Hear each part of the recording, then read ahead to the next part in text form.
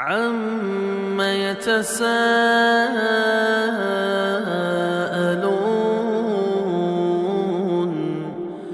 عَنِ النَّبَإِ الْعَظِيمِ الَّذِي هُمْ فِيهِ مُخْتَلِفُونَ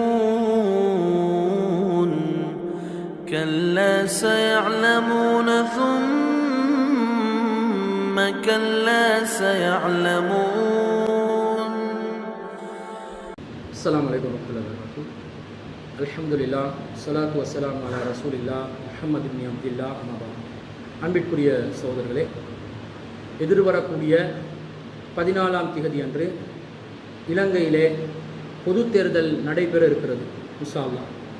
அந்த பாராளுமன்ற தெரிவுக்கான பொது தேர்தலிலே மக்கள் அனைவரும் மிகவும் யோசனையுடன் நம்முடைய வாக்குகளை நாம் செலுத்த வேண்டும். பொதுவாக வாக்களிப்பது என்பது இஸ்லாமிய மார்க்கத்தில் அனுமதிக்கப்பட்ட ஒரு காரியம். இந்த வாக்களித்தலை நாங்கள் ஒரு நியாயமான மனசாட்சியோட சரியான ஒரு சிந்தனையோடு செய்யணும். அது அவரவருக்குரிய உரிமை. ஒரு ஜமாத்தாலேயோ தனி குழுக்களாலேயோ இன்னாருக்கு வாக்களிங்க என்று சொல்லக்கூடிய ஒரு சூழ்நிலை நம்முடைய நாட்டில் இல்லை. ஆனால் நம்முடைய கருத்து என்னன்னு சொன்னால், முஸ்லீம் சமூகத்துடைய பெரும்பாலான வாக்குத்தொகை, ஒரு கணிசமான வாக்குத்தொகை, கிட்டத்தட்ட 12 to 15 லட்சம் வரைக்கும் வாக்கு வங்கியை பெற்றவர்களாக இருக்கிறோம். இப்போ நம்முடைய வாக்குகளை ஒரு ஆன்மீக ரீதியான ஒரு குழு இருந்து யாருக்கு வாக்களிக்கணும் யாருக்கு வாக்களிக்க கூடாது என்று சமூக நலனை கருத்தில் கொண்டு பேசக்கூடிய ஒரு நிலையில் இருக்கிறோம். ஏன்னா நாங்கள் சிறுபான்மை சமூகமாக இருந்து பல கட்சிகளால் நாங்கள் பிளவுபடுத்தப்பட்டு நாங்கள் திசை திரும்பி போகிறோம். அப்போ ஒரு ஆட்சி தலைவர்கள், அரசியல் தலைவர்கள் ஒரு கூட்டமைப்பு உருவாக்கி முஸ்லிம் தேசிய கூட்டமைப்பாக செயல்பட்டா கூட இந்த வேலையை செஞ்சு கொள்ளலாம். ஆனால் அரசியல் தலைவர்கள் அப்படி தன்னுடைய கட்சி கொள்கையை தாண்டி நோக்கத்துக்காக ஒன்று சேர்வதாக தெரிவதில்லை. அதனால சுயநலம் இல்லாத ஆன்மீக தலைவர்கள் ஒன்று கூடி ஒரு ஆன்மீக தேசிய முஸ்லிம் தேசிய கூட்டமைப்பு உருவாக்கி இவர்கள் இந்த மக்களுக்கு வழிகாட்டக்கூடிய ஒரு நிலை இருந்தால் முஸ்லிம்களுக்கு மிக பொருத்தமானதாக இருக்கும். ஆனால் அது ஆன்மீக தலைவர்கள் சரியாக கண்டுகொள்றதா இல்லை. அப்போ இந்த நிலையில் தற்போது வரக்கூடிய தேர்தலில் எல்லாரும் பிளவுபட்ட நிலையில் தான் தேர்தலில் வாக்களிக்க இருக்கிறோம். நீங்கள் விரும்பினவங்களுக்கு வாக்களிக்கலாம், இந்த கட்சிக்கு வாக்களிக்கணும், இந்த நிறத்துக்கு வாக்களிக்கணும் என்று யாருக்கும் யாரையும் வற்புறுத்த முடியாது. ஆனால் வாக்களிக்கும் போது ஒரு சிந்தனையுடன் வாக்களியுங்கள். ஏன்னா நாங்கள் ஒரு சிறுபான்மை சமூகம். இந்த நாட்டில் நமக்கு எதிராக மேற்கொள்ளப்படுகின்ற சதித்திட்டங்கள் ஏராளமாக இருக்குது. நம்முடைய அடிப்படையான உரிமை மத பிரச்சாரம். இந்த மத பிரச்சார உரிமைகளை கூட படிப்படியாக மட்டுப்படுத்துவதற்கு பல அரசாங்கங்கள், பல ஆட்சிகள் முன்னெடுப்புகளை எடுத்து வந்தார்கள். அப்போ இதில் நாங்கள் களத்தில் இருந்த அனுபவம் வாய்ந்தவர்கள் என்ற வகையில் நாங்கள் என்ன கண்டு கொண்டோம் என்று சொன்னால், அரசாங்கங்கள் உருவானாலும் பெரும்பாலான விசேட பெரும்பான்மையை கொண்ட ஒரு ஆட்சி அமையக்கூடாது.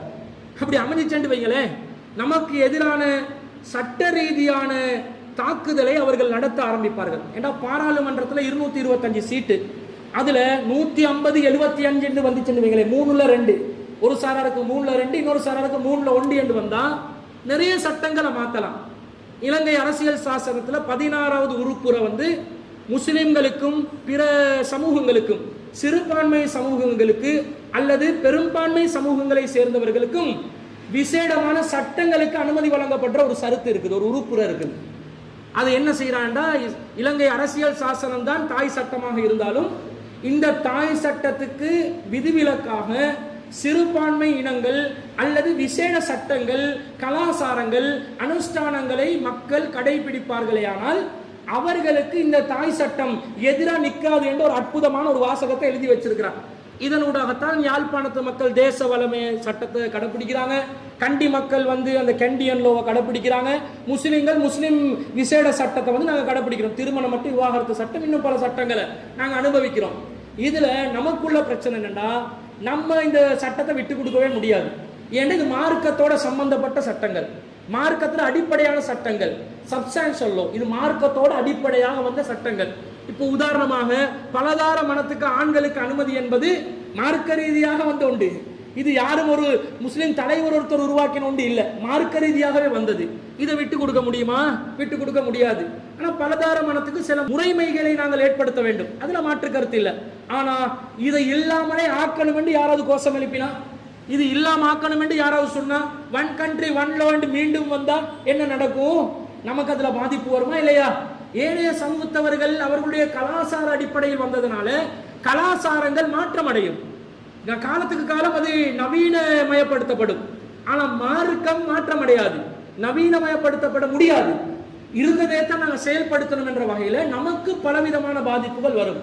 ஆனா இந்த 14வது சருத்தை இல்லாமக்கணும் என்று ஒரு அரசாங்கம் முடிவெடுத்தா லேசா இல்லாமக்க முடியாது. கிட்டத்தட்ட பாராளுமன்ற சீட்டுகள்ல 3/2 விசேட பெரும்பான்மை தேவைப்படும். அப்ப 3/2 விசேட பெரும்பான்மையை வச்சு மாற்றக்கூடிய ஒரு சட்டத்துக்கான ஒரு அதிகாரத்தை கையில கொடுத்தா, கடந்த காலங்களில் பார்த்தோமா இல்லையா, துணைந்தைக்கையை வச்சு நம்மள ஆட்டி படைச்சாங்களா இல்லையா? அதிகாரம் உச்சத்துக்கு வந்துச்சுன்னு சொன்னா தலக்கணம் வந்துடும். தலக்கணம் வந்தா பழி வாங்க ஆரம்பிச்சிருவாங்க. ஜனநாயக நாட்டில் கூட எந்த கேள்வி எழுப்புறதுக்கு நாதி இல்லாத வக்கற்ற நிலைக்கு நாங்கள் மாறிவிடுவோம். அதனால விசேட பெரும்பான்மையை கொண்டு ஒரு ஆட்சி அதிகாரம் அமையாம சக்தி வாய்ந்த எதிர்கட்சியோட, உதாரணமா சொல்றதா இருந்தா புரிஞ்சு கொள்றதுக்காக 113க்கு 112 எதிர்கட்சியை பலப்படுத்தணும் என்றதுக்காக இல்ல, பலம் வாய்ந்த எதிர்கட்சி இருப்பது, அந்த யாரா இருந்தாலும் பரவாயில்லை, எந்த கட்சியா இருந்தாலும் பரவாயில்ல, எந்த கட்சி ஆட்சிக்கு வந்தாலும் பரவாயில்ல, எதிர்கட்சியாக இருக்கக்கூடியவர்கள் பலம் வாய்ந்த ஒரு எதிர்கட்சியாக அமைந்தால்தான் சிறுபான்மை சமூகங்களுக்கு பாதுகாப்பு பெறும். எதன் மூலம்? சட்ட ரீதியான தாக்குதலுக்கு எதிரான பாதுகாப்பு நமக்கு கிடைக்கும் என்ற அடிப்படை விஷயத்தை உணர்ந்து அலைக்கு பின்னாடி செல்லக்கூடிய மக்களாக, நாட்டிட ஊழல் இல்லாம வாஸ்தவம், கண்டிப்பா ஊழல் இல்லாம, கள்ளர்கள் கயவர்கள் சிக்கனம் என்றது கண்டிப்பாக இருக்க வேண்டிய ஒன்று. அதே நேரத்துல நம்முடைய சட்டங்கள் பறி போயிடக்கூடாது, நம்முடைய மத உரிமைகள் பறி போயிடக்கூடாது, நம்முடைய உரிமைகள் இல்லாம போயிடக்கூடாது என்றதை எல்லாம் கவனிச்சு முஸ்லிம் சமூகம் ஒரு பேலன்ஸான ஒரு ஆட்சியை உருவாக்குவதற்கு தான் யோசித்து செயல்படுமே தவிர, கூட்டத்தோட கோவிந்தா போனீங்கன்னு அவங்க நமக்கு எல்லாம் கோவிந்தா போட்டுருவான், அவ்வளவுதான், எல்லாரும் தலை குனிவுல சிக்கி ஏமாற்றப்பட்டு விடுவோம் என்றதை உணர்ந்து, அதிகார போதை என்பது சாதாரண ஒரு விஷயம் அல்ல. எவண்ட கையில் அது முழுமையா போய் சிக்குதோ அப்போதுதான் அவனுடைய சுயரூபம் வெளிப்படும். அதனால் நல்ல மாற்றங்கள் தேவை, ஊழல் இல்லாமலாகணும் என்றது தேவை, கள்ளர்கள் கயவர்கள் அயோக்கியர்கள் சட்டத்திலே சிக்க வேண்டும் என்பது தேவை. அதே நேரத்தில் நமது உரிமைகளும் மத வழிபாடுகளும் நமது அனுஷ்டானங்களும் பாதுகாக்கப்பட வேண்டும் என்பது அதைவிட தேவை என்பதை கருத்தில் கொண்டு ஒரு பேலன்ஸான ஆட்சி உருவாக்குறதுக்கு சிந்தனையோடு தூர நோக்கோடு முஸ்லிம் சமூகம் செயல்படுமாறு அன்புடன் கேட்டுக்கொண்டு விடைபெறுகிறேன். வாஹிரு தவானா அல்ஹம்துலில்லாஹி ரப்பில் ஆலமீன்.